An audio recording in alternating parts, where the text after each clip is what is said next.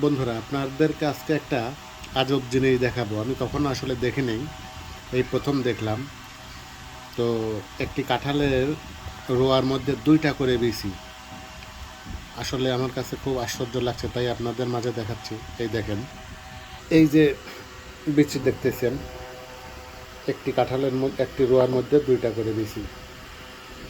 দেখেন, একটি করে রোয়ার মধ্যে 2টা করে বিচি। এবং আমি যে কাঁঠালটা এখন খাবো, এই কাঁঠালের মধ্যেও 2টা বিচি। দেখেন,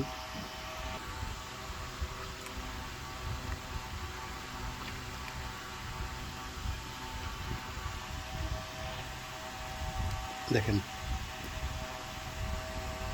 তার প্রমাণ দেখেন, 2টা করে বিচি একটা কাঁঠালের মধ্যে।